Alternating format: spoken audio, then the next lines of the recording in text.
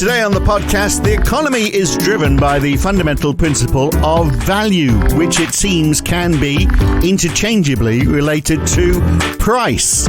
And through that, we get this efficient use of resources, giving people what they need or what they want, which might be fine if everyone earned the same amount of money, but they don't. So doesn't that make the whole concept of value as the way of ensuring the allocation of resources all a bit meaningless? Well, deconstruct another fundamental of economics today. After all, it is the Debunking Economics podcast with Professor Steve Keen. I'm Phil Dobbie. Welcome along.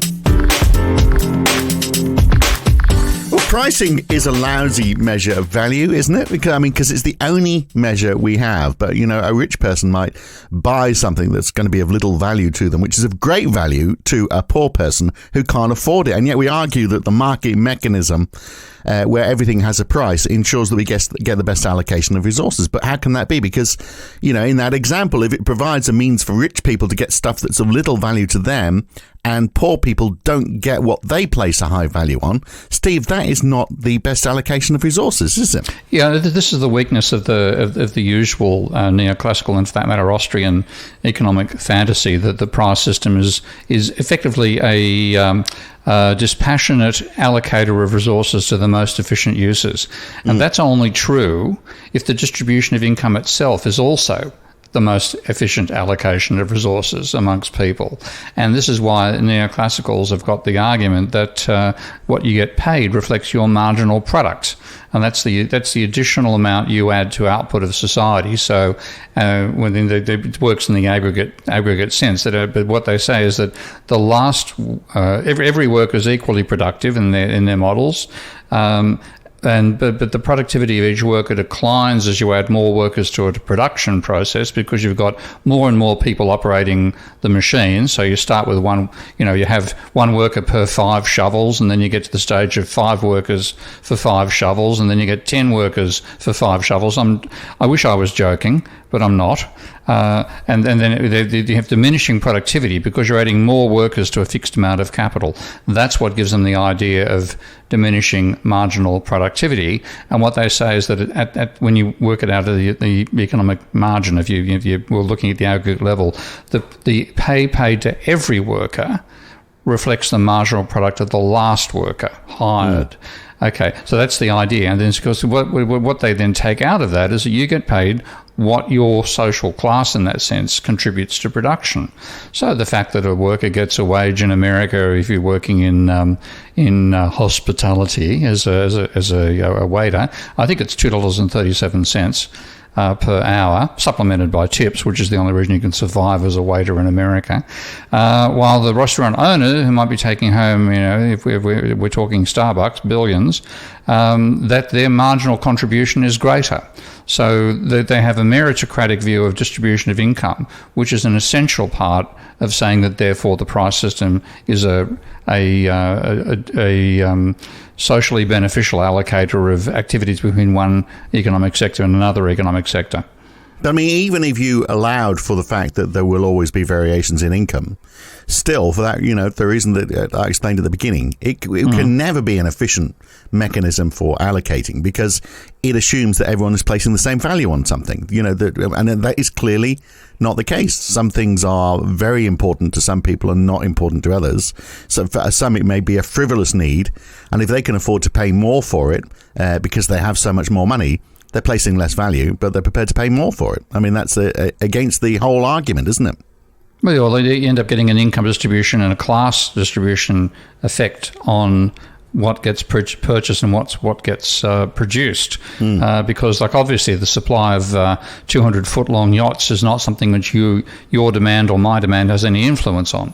Well, you don't even need to go to that extent. You can just look now and say, well, okay, as we all return to our cafes to eat our mashed avocado with lemon on a nice granary loaf with a decent cup of coffee. How does that sound, Steve? That sounds pretty good to start the day, doesn't it? But meanwhile, while we're spending money on that, we could actually be spending that money on putting out vaccines to Africa, where I think about 2% of the population has now been inoculated. So, it works on a global level, doesn't it? Because I value that coffee and mashed avocado more than helping my fellow man.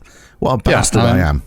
Yeah, it's it's something which the basic idea that the neoclassical economists pump out with their supply and demand diagram, and that Austrians pump out by talking about the price system as an mechanism of allocation, which they say is far better than any other mechanism. For example, the government could be, they're the usual contrast they make between the price mechanism is saying, what about the government doing it? And they've got some grounds on that, because there's some quite funny instances back in the days when there was such a thing as socialism on the planet, when you had East Germany and West Germany, for example.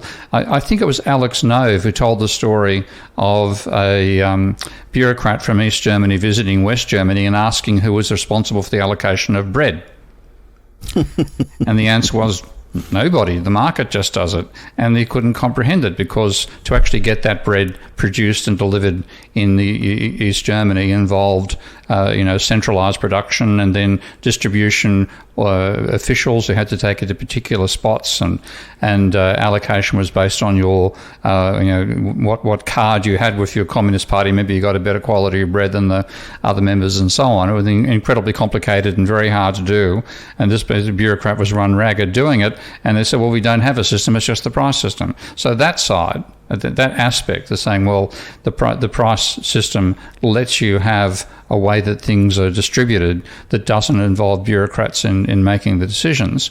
And then that can, if you want to contrast East German consumption levels to West German consumption levels, it can work out pretty damn beneficial for those in the market economy versus those in the centrally planned and centrally distributed economy. But it's still the myths that are loaded on top of that, by the way the neoclassicals think the price system actually operates, can only be made look perfectly socially fair if you accept the distribution of income as something that nobody objects to. Now, I don't suppose you object to Rupert Murdoch earning what he does, do you?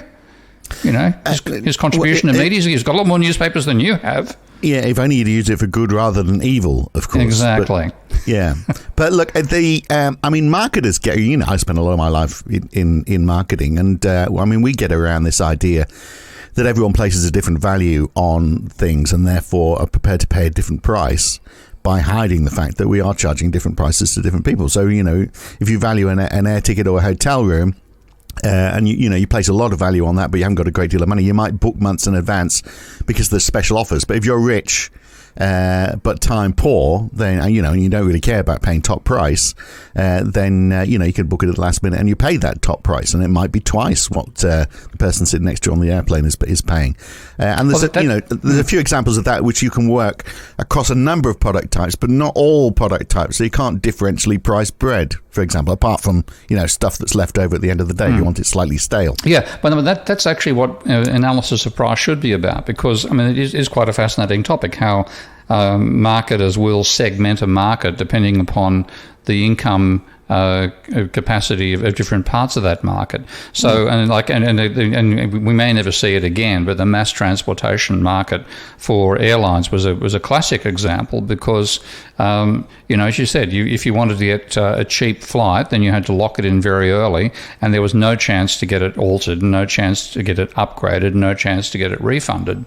And then you might pay, for a flight from Australia to United Kingdom return, you might pay, £1,000? Was that about a rough for economy discount seat?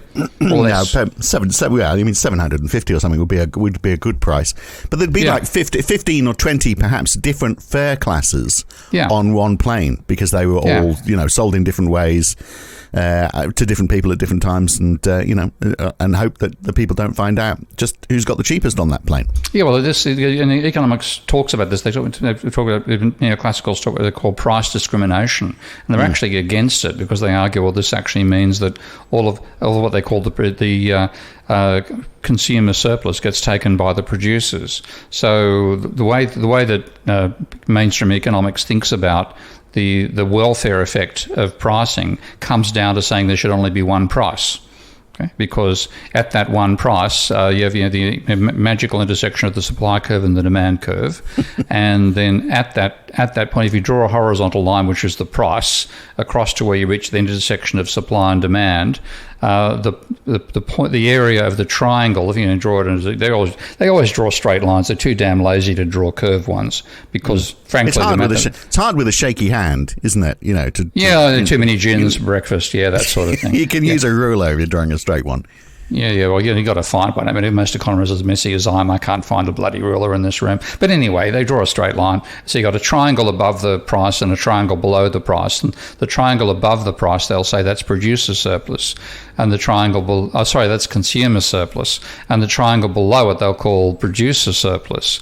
And the reason that they want one price ruling is that you get the maximum area being shared between producers and consumers if there's just one price. Yeah, and of course there isn't just one price, and the reason there isn't one price and the reason why marketers segment things is because they recognise that people do place a different value on different things. There can be one thing that is valued differently by many different people who are prepared to pay different prices for it. So there's another example of why this concept of price and value being inextricably linked and resulting in the best allocation of resources is fundamentally flawed. We'll look at that further in the full version of this podcast. To listen in full, you need to become a supporter of Steve Keen on Patreon. Go to patreon.com/Prof Steve Keen, or you can become a subscriber at debunkingeconomics.com, and then you'll get access to the full version of this podcast and 250 or so other podcasts. We're doing this for a few years now. There's a bit of a back catalogue, so go back and listen to some of those too. I'm Phil Dobbie. He's Steve Keen. Back again next week. Thanks for listening.